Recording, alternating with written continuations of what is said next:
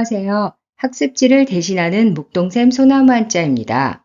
오늘은 5급 4단원 2회 수업입니다. 첫 번째 글자는 그칠지입니다. 그치다라는 말은 하는 것을 멈추다 이런 뜻이죠. 그래서 쓰임을 보면 자전거를 정지했다 할 때 지, 출입을 금지하다 할 때 지, 그래서 멈추다라는 뜻으로 쓰입니다. 이것은 걸음을 멈추었다. 그래서 걸음보의 위에 부분입니다. 그런데 아이들은 걸음보라는 글자를 모르니까 걸음보의 위에 부분 그럼 잘 못 외우고 발을 정해 밑에 부분이다 하니까 잘 외우더라고요. 한번 써보도록 하겠습니다. 하나, 둘, 셋, 넷, 그칠지. 하나, 둘, 셋, 넷, 그칠지. 다음 글자는 부를 창자입니다. 여기 부르다는 거는 누구를 부르는 게 아니라 노래 부른다는 뜻이에요. 노래를 잘 부르다. 그래서 가창력 할 때 나오죠. 쓰임을 보면 창법, 독창, 합창, 애국가 재창 할 때 나오는 글자가 부를 창자입니다. 부를 창을 보면 왼쪽은 입구고요. 오른쪽은 창성할 창이라는 발음 파트입니다. 창덕궁 할 때 그 창자거든요. 그래서 창은 그냥 발음으로 왔고 입으로 노래를 부른다라는 뜻의 부를 창입니다. 한번 써보면 하나, 둘, 셋, 넷, 다섯, 여섯, 일곱, 여덟, 아홉, 열, 열하나. 부를 창, 입구 옆에 창성할 창자가 와서 부를 창. 다음 글자는 쇠철자입니다. 쇠라는 건 쇠죠. 그래서 쓰임을 보면 철판 할 때도 나오고 그 다음에 쇠라는 거의 특징은 굉장히 단단하잖아요. 부서지지 않는 단단함이라 철칙할 때도 쇠철자를 씁니다. 철칙이다. 그거는 꼭 지켜야 되는 것을 철칙이라고 하죠. 쇠철자를 나누어 보면 왼쪽은 쇠금이라 쉬운데 오른쪽은 복잡합니다. 요거는 발음 파트로 온 건데 아주 쓰기가 복잡해요. 그래서 이렇게 약자로도 많이 씁니다. 한번 쇠철자를 써볼까요? 하나, 둘, 셋, 넷, 다섯, 여섯, 일곱, 여덟, 아홉, 열, 열하나, 열둘, 열세, 열네, 열다섯, 열여섯, 열일곱, 열여덟, 열아홉, 스물, 스물하나. 쇠철입니다. 이 쇠철자를 쓸 때는 이 오른쪽 파트가 어려운데 오른쪽 파트를 쓰는 걸 한번 다시 공부해 보도록 하겠습니다. 흑토를 길게 쓰고 입구, 임금왕, 창과 이렇게 써야 맞아요. 흑토를 짧게 쓰고 이렇게 쓰면 창과를 나눠서 쓰면 획수가 안 맞습니다. 이렇게 쓰면 틀려요. 맞게 다시 한번 써보겠습니다. 쇠금을 쓰고 흑토를 길게 쓰고 입구, 임금왕, 창과 이렇게 써서 쇠철이었습니다.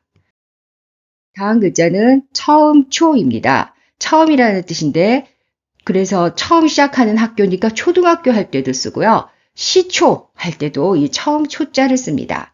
처음 초자를 한번 나눠보면 왼쪽은 오대부수이고 오른쪽은 칼도입니다. 그래서 뭐가 처음이냐 하면 옷을 만들려고 옷감에 처음 칼로 이렇게 자르기 시작했다, 옷을 만들기 시작했다는 뜻으로 만들어진 글자예요.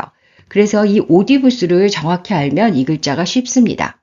원래는 오디부스인데 변형으로는 이렇게 쓰죠. 이게 학교 시험에도 상당히 많이 나와요. 변형 부수를 알아보는 문자로 많이 나오거든요. 하나, 둘, 셋, 넷, 다섯 이렇게 5획으로 써지는 게 오대부수입니다. 간혹 이 보일시 부수를 이렇게 쓰는 폰트도 있는데 이렇게 쓰는 거는 보일시 부수예요. 자, 4획으로 써지는 건 보일시 부수고 여기 이렇게 한 획이 더 들어가는 거 이게 옷의 부수입니다. 한번 써보도록 하겠습니다. 하나, 둘, 셋, 넷, 다섯, 여섯, 일곱. 처음 초. 오디가 오고 칼도가 와서 처음 초. 다음 글자는 가장최입니다. 여기서 가장이라는 뜻은 가장 높다, 가장 낮다, 가장 좋다 할 때 가장이에요. 쓰임을 보면 최고 할 때도 들어가고요. 가장 높은, 최신, 가장 새로운, 최저, 가장 낮은, 최선, 가장 좋은 할 때 아주 많이 쓰는 글자가 가장최입니다. 가장최는 위에 부분은 가로알이고요. 아랫부분은 가질취입니다. 가질취에서 가장최라고 발음이 왔다고 보면 될 것 같아요. 한번 써보겠습니다. 하나, 둘, 셋, 넷, 다섯, 여섯, 일곱, 여덟, 아홉, 열, 열하나, 열둘.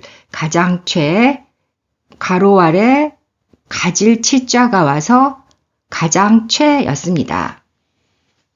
다음 글자는 빌축입니다. 여기서 빌이라는 거는 기도하다라는 뜻이에요. 빌어주다. 그래서 축복을 빌어주다라는 글자예요. 우리가 빌공, 빌어 이럴 땐 텅 비었다잖아요. 여기서 빈다는 것은 빌어주다라는 뜻입니다. 그래서 쓰임을 보면 생일을 축하합니다. 결혼식 축가, 경축드립니다 할 때 이 빌축자를 씁니다. 글자를 나눠보면 왼쪽은 보일시부스고요. 오른쪽은 형형입니다. 자, 형에게 축복을 빌어준다는 뜻의 빌축자입니다. 자, 우리가 부스를 알아야 글자를 나중에도 헷갈리지 않죠? 보일시부스는 원래 보다라는 뜻이지만 글자 안에서는 거의 제사의 뜻으로 쓰이고요. 농경사회였기 때문에 제사가 들어가는 글자는 상당히 많습니다. 한번 보면 앞으로도 많지만 지금까지 6급에서 나왔던 글자를 확인해 보면 풍년 풍자가 오면 예도래였고 이렇게 오면 할아버지 조였고 그 다음에 흑토가 오면 모일사였어요.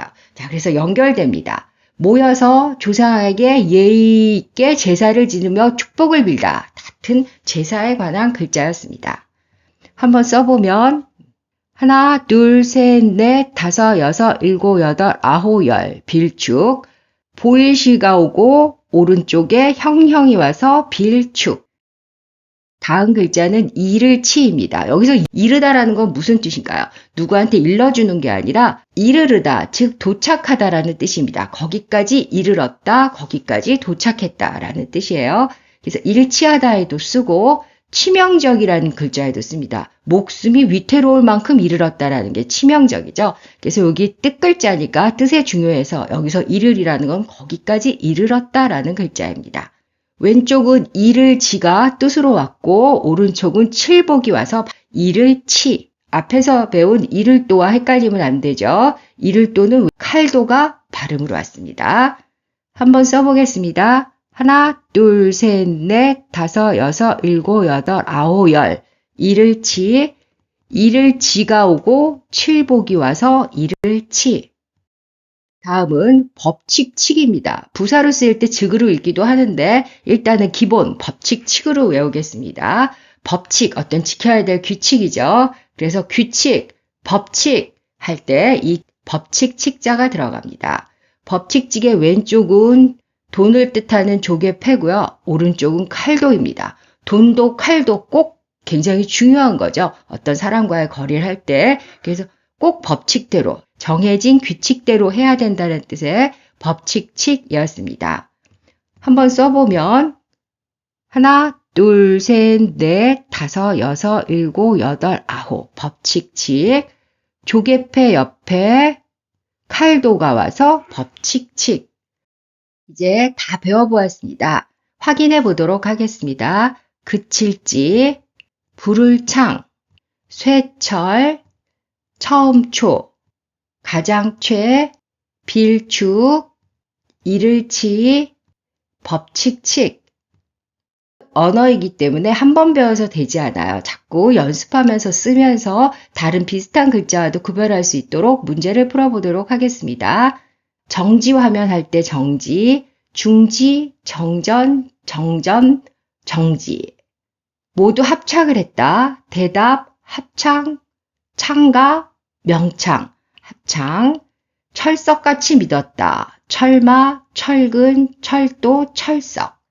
최고의 높은 산, 최고, 최고, 최상, 최하. 가장 오래된 뜻이니까 이걸로 답해야 되죠. 높을고가 들어간 최고가 답이었습니다. 8글자를 다 배워보았습니다. 궁금한 점이 있으시면 댓글 달아주세요. 감사합니다.